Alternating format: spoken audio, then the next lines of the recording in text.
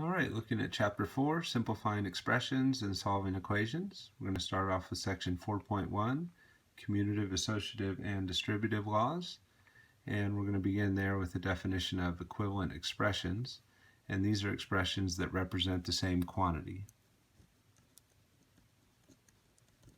So in general, equivalent expressions would look a little different, but they would have the same value.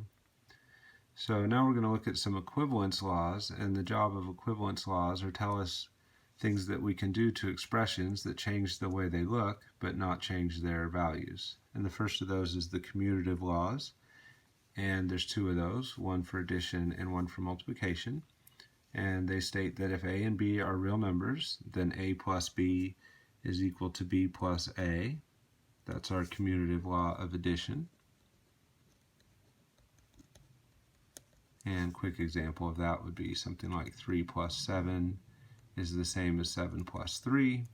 Either way you do that, you're going to come up with 10. And then we also have the commutative law of multiplication.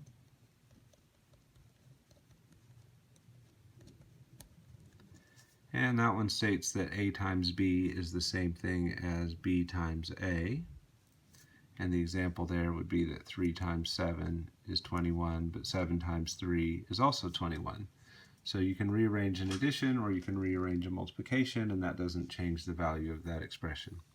So we can see from those examples that these seem to be true, but we probably kind of had a feel for that anyway. So where would we use these? I mean, yes, we could change 3 plus 7 to 7 plus 3, but why would we want to do that? This is just as easy a problem as that one, so what's the value in switching it? So let me show you some examples where there is some value in these rearrangements. If you had an expression like x times 3 times z, most people would not like to write it that way.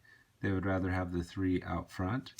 And so if we change that to the more common 3xz, then what we've done is taken a multiplication and rearranged a couple of the pieces, and so we're applying the commutative law of multiplication right there. And so it's just making it a little bit more appealing to look at, or kind of writing it in a more traditional way. Now maybe a better example of the use would be 3 plus x plus 7. We'd like to be able to simplify this, but according to order of operations, we're supposed to work from left to right. And with 3 plus x, we don't know the value of x, so we're stuck. But the commutative law of addition says the order this is written in can be changed.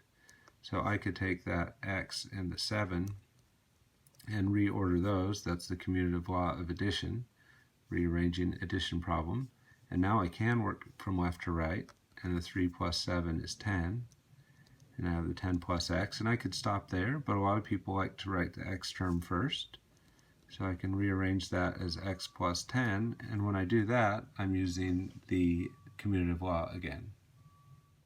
So the two examples we just looked at up above show us that knowing these laws allow us to rearrange algebraic expressions into more useful or visually desirable forms. Moving the 3 out front was just for a more visually desirable form. Same thing with the x out front, but here rearranging this so the 3 and the 7 were next to each other actually allowed us to simplify by getting those two numbers that could be combined on the left, which is where order of operations says we should start. All right, let's look at an example to motivate our next equivalence law. If you look at 3 plus 4, the quantity, and then you add 5, and you just work that out, that would be 7, working inside parentheses, plus 5, which is 12. But what if the parentheses were in a different spot? What if instead it was written like this? Because of order of operations, we'd start inside parentheses, so we'd do the 4 plus 5 first and get the 9, and then we'd do the 3 plus 9 and get the 12. But it's the same answer. So it seems like those parentheses aren't really making a difference. Here they're telling us to start with 3 plus 4. Here they're telling us to start with 4 plus 5. But regardless of where we start, we still end up with 12. So that's an example of the associative law of addition. And that states that if you take the quantity a plus b and add the number c, that's the same as if you took the number a and added that to the quantity b plus c. But as you can see up here, what it really means is whether you start with the left two numbers or start with the right two numbers, you still get the same answer. And the same is true for multiplication. So we're going to have an associative law of multiplication. And let's move up here and see that example.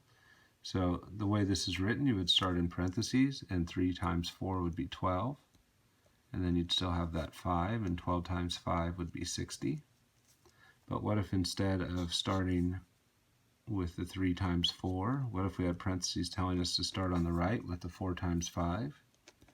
Then we would get 3 times 20, so different middle step, but the 3 times 20 is still 60.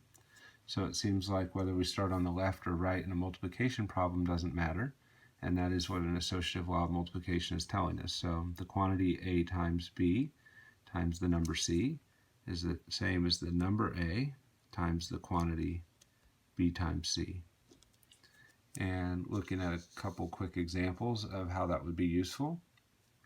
This probably looks like a pretty easy expression to simplify to you, but if you were to strictly follow order of operations, it's telling you that you have to start on the left when there's two additions, so you have to do x plus 5 first, but we don't know the value of x, so we can't start there. But you could think of when they tell us to start on the left, that would be the same as putting parentheses around the two terms on the left, and we learned from the property up above that that would be the same as if the parentheses were on the right. But if they were on the right, we could do the addition, 5 plus 4, and get the 9, and we have a simplified expression. Now, for sure, we're not going to want to take this problem and do it in 3 steps like this. We want to go straight from here to x plus 9, but what you have to realize when you do that is that's a violation of order of operations to start on the right, but we have the associative law saying, you know what, if it's all addition, start on the left, start on the right, either one would be fine. And so along those lines, if you have something like this where you have these sets of parentheses, you're supposed to start with the 5 times 2, and then the 3, and then the 4. Let me go ahead and work that out for you. So doing the order of operations, 5 times 2 would be 10.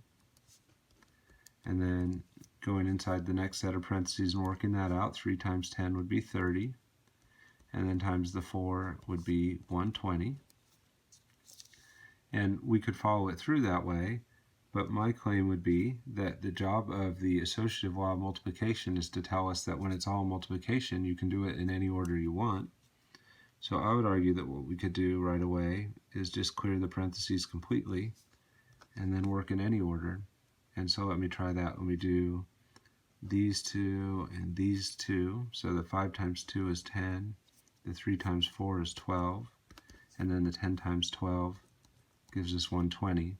So these associative laws and the commutative laws, which I probably used a combination here because I kind of rearranged the order as well, they just give us some flexibility in how we'd solve in a problem if it's all addition or all multiplication, and that can make our life a little easier sometimes. Okay, so those examples on the previous page illustrated a few things about the associative property, so let's go ahead and note those here. A key use of the associative laws is that they can help us to remove unnecessary parentheses, and they can allow us to ignore the left to right rule when working with addition or multiplication.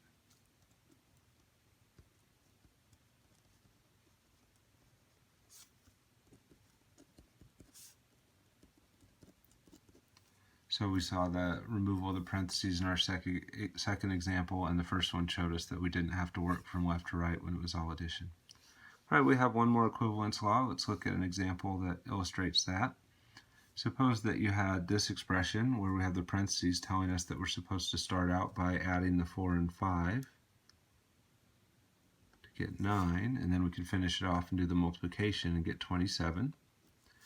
What we want to see is that we have another option. Suppose we were to take this 3 and distribute that in a way where we multiplied each of the terms inside by 3. That would give us 3 times 4 plus 3 times 5. Now it might seem like a weird move, but let's see what happens when we do it. 3 times 4 is 12, and 3 times 5 is 15, and the 12 plus 15 gives us 27. So apparently this move, weird or not, creates an equivalent expression, and so it gives us another option. If we have parentheses, we could work inside first, and that's often simple to do, but another option is distribute the number out front and then do your multiplications first and the addition second. That's called the distributive law, and it says if a, b, and c are real numbers, then if you have b plus c in parentheses and this a out front as a multiplier, you can distribute that a to each piece so that you get a times b plus a times c, and if you do that, you'll get the same answer, or therefore an equivalent expression. So that's our final equivalence law. Let's go ahead and start looking at some examples that illustrate all these different laws. So they're going to help us simplify these expressions that we have coming below. And if I use a new rule, I'll try and state what rule it is. So because I'm trying to illustrate what rules I'm using here, I might do more steps on these problems than we would typically need, but it's important to go ahead and think about where those rules are used, at least in this first section. Alright, so on our first one, on part A, we have 3 times the quantity 6x. If we were to follow order of operations, we'd be stuck because we don't know what x is, and the first step is supposed to be 6 times x. But I can move those parentheses like this, and that's the associative law of multiplication, moving those parentheses. And then that allows us to multiply the 3 and the 6 to get 18 and have 18x, and we have a simplified expression. Now, I want us to be thinking about what rule we're using, but in the future, we'll just go straight from here to there, and hopefully this will be a thought that we have in our head, that the reason we could make this move to 18x was because we were using the associative law. And this is the same thing again. We have the negative 9 and the x in parentheses, so we'd be stuck by order of operations, but we can put the parentheses around the first two numbers instead of around the second two. And then the negative times the negative gives us a positive 36, and then we have our x. Alright, and then just looking at a few more, simplifying them, if we use a new rule, we'll point that out. So here, I would think of that probably as 7 over 1 times x over 4. And if we were just to follow order of operations, we'd be stuck here because we're supposed to start out by dividing x by 4. And this one's a little tricky to illustrate the property that we're using, but what we want to see is that inside those parentheses, that x over 4 is the same as 1/4 times x over 1, multiply straight across. 1 times x is x, 4 times 1 is 4. And if that's what that's equivalent to, then we could take the 7 over 1 times the 1 over 4 first, set the x off to the side, and then the 1's will go away, or multiply straight across if you want to think of it that way, but 7/4 and then times x. So officially, division first because it's in parentheses and we're stuck, but what we're able to see here is that using the associative property, we can rearrange things in a way where we can get the 7 and the 4 together. And that's pretty common, that if I saw this, I'd want to write it that way, but the truth is I would think the middle stuff, and I would go straight to that answer. So as I do these examples, keep in mind I'm not trying to force you to do more steps to slow you down. I just want you to think as we go through these why we're able to go from here to there, why we can go from here to there. As we do our work later, we'll just jump straight there, but hopefully if we were pressed and somebody said, why could you do that, we could name the property. Alright, just a few more. On D, stuck because we're supposed to start with x plus 7, but on the other hand, we just learned that distributive law that says we can do this. So that'd be 6 times x plus 6 times 7. And then simplifying, we could just write that as 6x, and the 6 times 7 we could work out to be 42. So the distributive property allowed us to make a little progress where without it we'd be stuck. Again, if you watch me do my work, I would probably normally skip this middle step and just go 6x right away, and then 6 times 7 I would think in my head and write the answer 42. And that distributive property, as we saw it above, officially is, if you look at the property, the numbers on the left side. But we know from the commutative law of multiplication that multiplication on the left and the right are equivalent. So you can actually distribute from the right-hand side as well if you want. So if we did that, we'd have 4 times x minus 4 times 8. And notice that I'm applying it to subtraction. Remember, subtraction is just adding a negative, so you can use the distributive property for addition or subtraction inside those parentheses. And then simplifying, I would have 4x minus 4 times 8, which is 32. Some people don't like to do the distributing from the right, and if that was the case for you, that'd be all right. Just start off by rearranging it. 4 times x minus 8, which is 4x minus 4 times 8, which still takes us to the same step. So you'd be using the commutative property of multiplication to rearrange it first to get that number on the left before you distribute. But that's unnecessary. That's just something you could do if you didn't feel comfortable distributing from the right. And then the last one on this page, distributing a negative here. So that would be negative 8 times 5. And then we'd have, let's see, a negative 8 times negative 3x. And that first part I'll work out, negative 40. Here I want to multiply these two together, negative times a negative, and get positive 24. But officially we're supposed to multiply in here first. So just showing you the property, I can actually make it negative 8 times negative 3 with the x off to the side, kind of thinking of it like parentheses like that.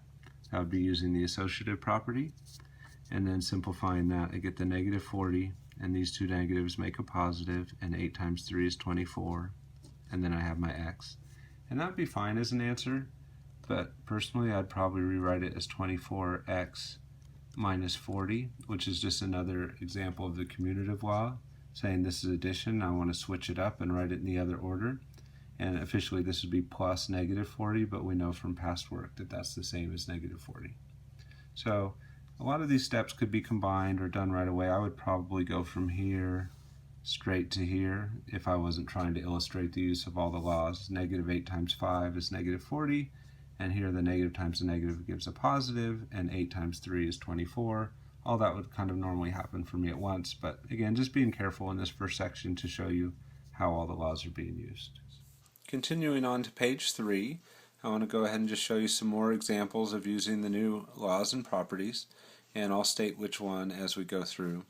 So in this one we have a number out front multiplying this quantity in parentheses, and so we're going to want to distribute that negative 6 into each one of those pieces, and so we're using the distributive property right there. On the initial step, that would just become negative 6 times 2x, and then minus 6 times negative 4y, and minus 6 times positive 5. And I would go ahead and carry out each of those multiplications. So when I do this first one, I'm going to do negative 6 times 2x, and the negative 6 times 2 is negative 12x. And then here, negative 6 times negative 4 is plus 24, and the y would just stay there. And negative 6 times positive 5 is negative 30. So thinking about all the properties I used on this one, the distributive property was the big one where I distributed the negative 6, and pointing out that we can do that with multiple terms. It doesn't just have to be 2, and it's okay if one of the pieces is subtraction, you can still distribute. But the other property I used, I would say, is also the associative property, because if you look at the way this is written right here, it's the 2 and the x that are together, but what I did was multiply the negative 6 and 2 to get the 12. So just bringing in another color just to show you that one by itself. If you have negative 6 times 2x, what I did there is say that's the same as if it was a negative 6 times 2 and then times x. And so that is the associative property of multiplication, because I've regrouped it from the 2 on the right to the 2 on the left. So typically a step like that's just going to be a mental step, not one that we write down. And I did that step actually on this one too, because I multiplied the negative 6 and the 4, even though the parentheses were around the 4 and the y. Bottom line is, when it's all multiplication, it doesn't matter what order you do it in, and that's essentially what the associative property of multiplication is telling us. Alright, let's look at another one. Be careful with this one not to add the 1 plus 5. Remember, order of operations, the 5 times has to happen before the 1 plus, so that multiplication has to occur first. So again, I would use the distributive property. This 1 isn't part of what's being distributed because that's an addition. It's only the multiplication that gets distributed. Order of operations, that 1 comes later, so I'm just going to copy the 1, distribute the 5, so 5 times x is 5x, plus 5 times 3 is 15. And then I want to add the 1 and the 15 together, but they're not next to each other. So most people would just go ahead and add those and say, all right, we have the 5x, there's no like term, I'll copy that. But the 1 plus 15, that would be plus 16. But what property allows you to add the 1 and the 15 when they're not next to each other? And I would say that's probably a combo of the commutative and associative. Let's go ahead and look at some in-between steps. These are steps you don't have to show, but I want you to see how these properties really are involved. Let's see. I could go ahead and rearrange these two and say this is 1 plus 15 plus 5x, and I would say that that is the commutative property of addition because I took these two pieces and switched them. And then working from left to right, 1 plus 15 is 16 plus 5x, and then lastly I could switch them back. So actually this could be done with the associative property, but I managed to do it with just commutative. I switched the order of these two, that's commutative property of addition. Then I worked left to right, which is normal order of operations, and then I switched the order back to get this piece. So this was commutative when I switched these two, and this was commutative when I switched them back. And again, most people, that all just happens mentally. They just see the 1 and the 15 and it's all addition, so they add those two together. And that feels right, but what are the properties that say it really is right? And it turns out that would be the commutative property of addition. Alright, let's go ahead and look at another one, part I. Again, we've got this multiplication with the distributive property, so I'm going to distribute this. The key thing to notice here is what I'm distributing is not a 5, but a negative 5.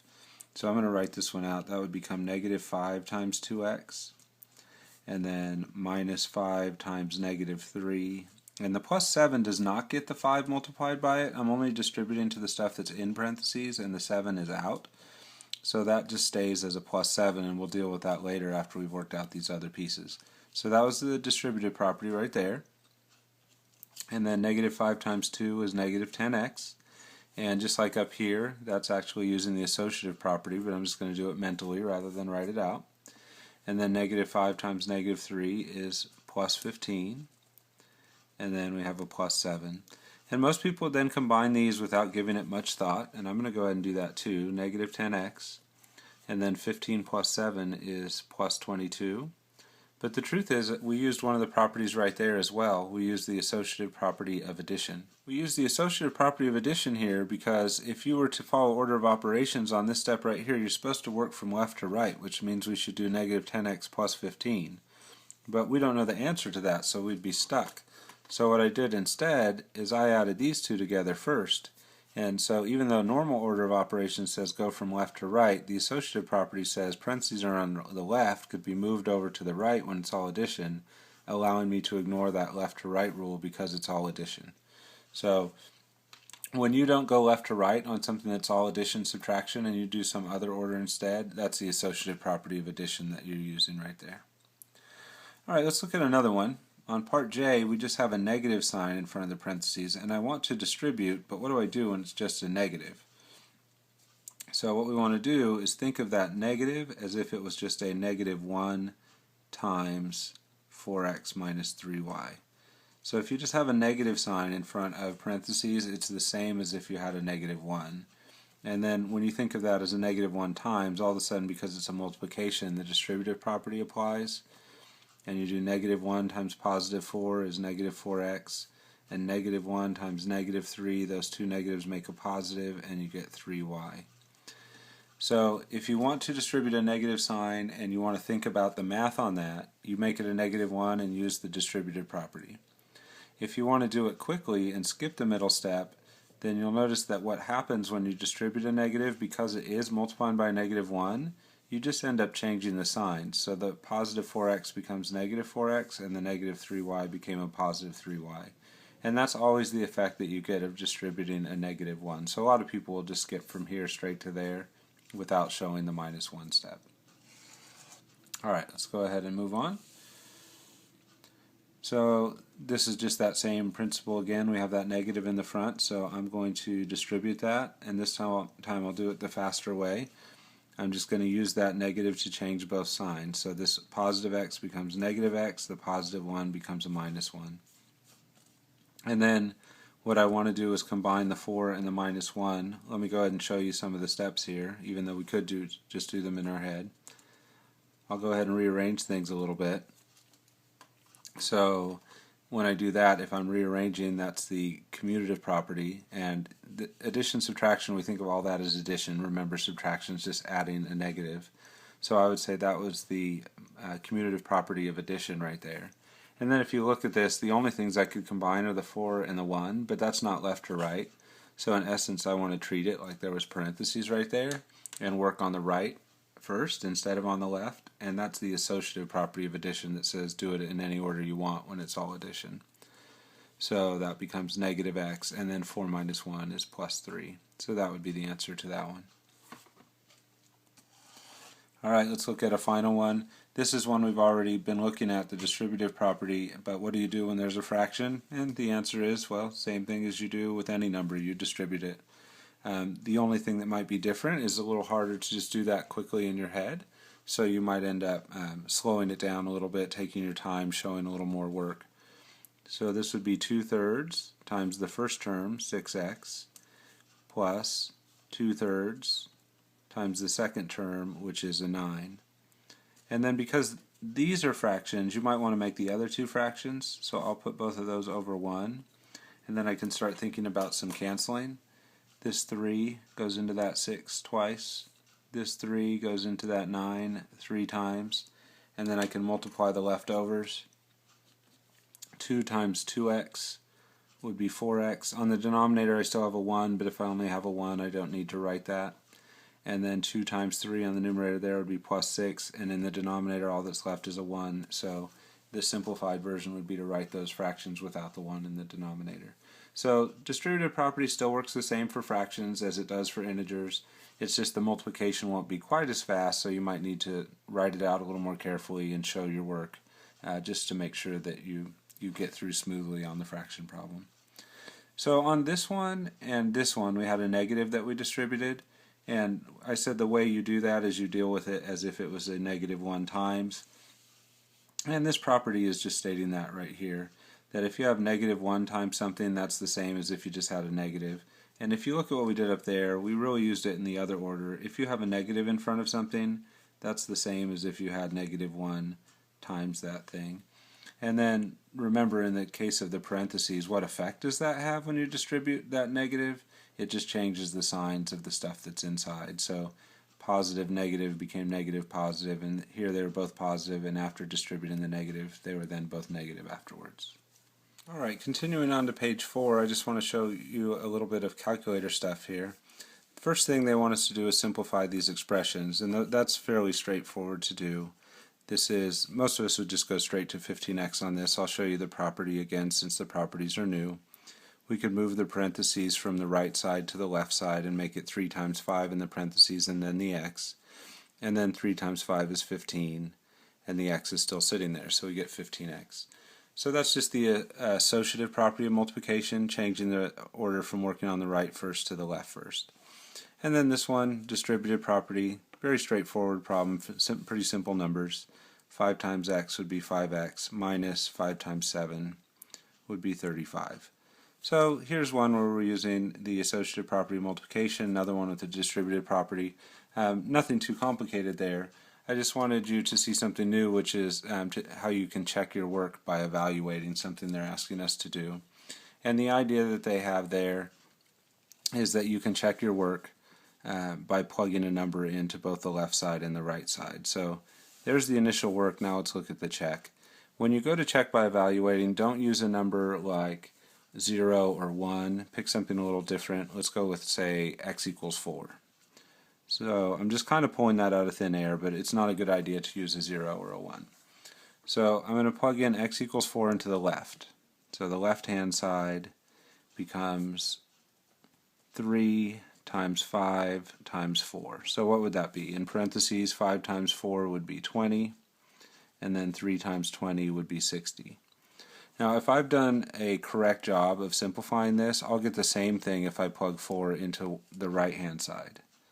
So let's test that. Right-hand side would be 15x, or 15 times 4, but 15 times 4 is 60. So the fact that when I kind of picked a number out of thin air and it gave me the same answer on the left and the right is a good sign that I've simplified that correctly, and that's what they mean by checking your work by evaluating, is just plug something into both the left and the right, see if you get the same thing. If you do, it's a good sign. So I'm going to do that again for B. I definitely consider this an optional step, but they're going to state that to you in my math lab, so I just want you to see what they mean. So x equals 4, there's nothing special about that, so let me just pick something different down here. We'll go with x equals 3, just so we're varying it a little bit. And on the left-hand side, we would have 5 times 3 minus 7. Work inside parentheses first. 3 minus 7 is negative 4, and then multiply 5 times negative 4, you get negative 20. On the right-hand side, if I plug that same 3 in, I get 5 times 3 minus 35.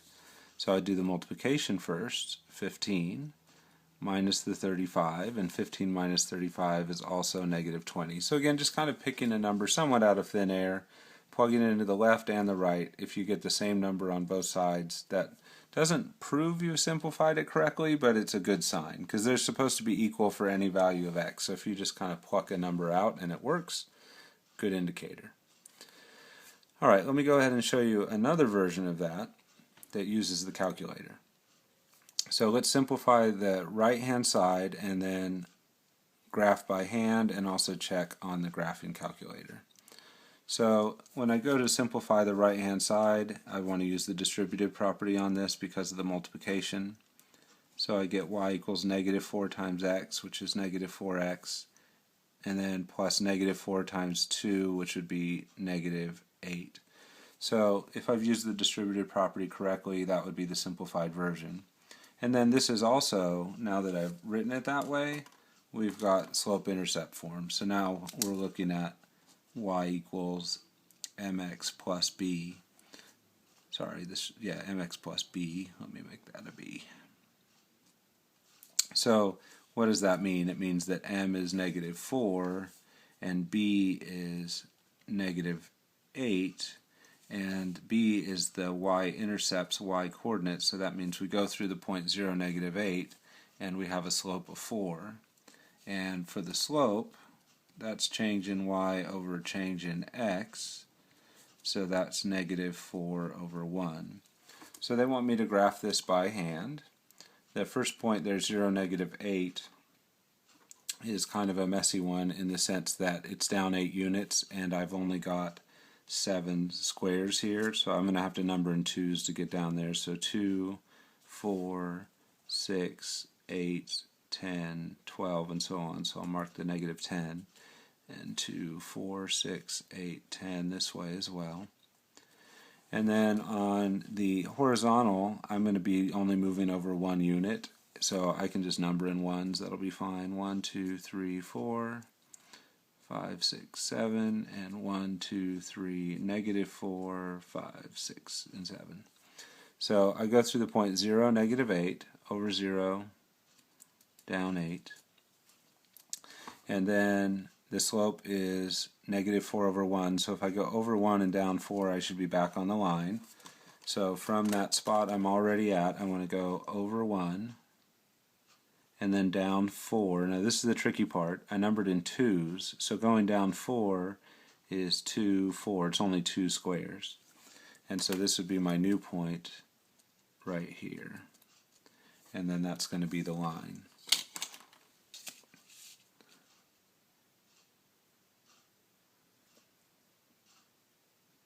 So get the ruler lined up, draw that line in. So when they say check by using the graphing calculator, that actually means a couple things. One of the things that I'd be checking when I go to the graphing calculator is just did I do a good job of using the slope to graph this. But the other thing I'd be checking on the graphing calculator, or that I could check, is did I simplify this right. So first I'll show you the part of did I graph it right, and then I'll show you how you check to see did you simplify it right. So I'm going to bring in the calculator, and I'm going to go to the y equals menu, and I want to enter this function. So let's see, what was the function? Y equals negative 4x minus 8. So negative 4 times x and minus 8. And I want to make sure that the window matches up with what I have on the grid, so that's going to give me my best check on the work. So looking at the grid and hitting the window button on the calculator, let me just press enter to lock that in. So hitting the window button, what's the left side of my screen? -7. The right side is +7, and the scale I used on the horizontal was 1.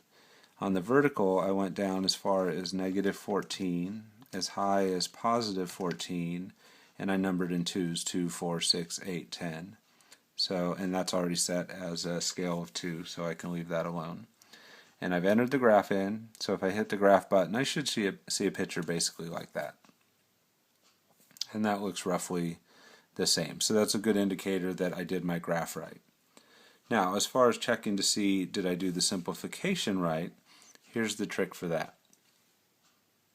Go back to the y equals menu, and I've already entered my answer, -4x minus 8. Now what I can do is press enter and go down to y2 and enter the original, -4, parentheses, x plus 2. If I've simplified it right, then both the expression in y1 and y2 are actually equivalent to each other. And that means that when I graph them, I should get the exact same graph. So let me go ahead and hit graph. And what we should notice is that we only see the one line there. And if I hit trace, it allows me to move around on the line. So when I'm in this spot right here, I'm on y1, which is -4x minus 8. If I want to switch to this graph, which I made my y2, I can press the down arrow. Watch here where it says y1, and when I press the down arrow, it changes to y2. But you don't see me move on the graph anywhere. That's because the graphs are on top of each other, because this and that are the same. So I asked the calculator to graph 2 lines, and it did it, but it ends up just being one line right over the top of the other. So I move to a different x. I'm on y2. Watch this as I move to y1. Nothing happens. The function changes, -4 with the parentheses, here is without, but you still see the same line, same point. So if you think about what we did up here to check our work, we plugged in one number into each side to see if it worked, and then we did that again on this one, and when it matched up we thought, oh, that's a good sign. When you look at the graph of the original versus the simplified version, and no matter where you move on that graph, you see the same thing, that's indicating that no matter what x you put in, they're the same. That's a much better indicator that things have worked. It's possible you could make a mistake on a problem like this and just by luck happen to pick a number where they ended up being the same. But if it works at every x, then they really are equivalent expressions. So graphing the two is a good trick for verifying. So while we have this out, let me just go ahead and show you that real quick for this one. So I'm going to go y equals, and I'm going to enter the original 5 times x minus 7. And then I'm going to clear this one and enter the simplified version, 5x minus 35. And I'm going to graph the two. So there goes the line. And it's drawing the second one now, but we don't see anything new. So that probably means one is on top of the other. I can't see most of this line, so I'm going to hit the window key, and I'm just going to look down further. Instead of a minimum of -14, I'll change it to -40. That'll just let me see more. So there comes the first line. Now it's drawing the second one, but we don't see anything. So probably that means it's one on top of the other. To verify that, I'll hit trace, move over a little bit so we can see the cursor a little bit more clearly. And when I'm on y1, here's my point, and x and y. If I switch to y2, I'm in the same place. So that is an indicator that the lines are one on top of each other. As I move over and switch from graph 1 to graph 2, I'm still in the same place. Why is that? Because this and this are the same. So when I make a graph of y equals this and another graph of y equals that, I'm really just making the same graph twice. So that's a really good check on simplifying. Alright, that's it for section 4.1.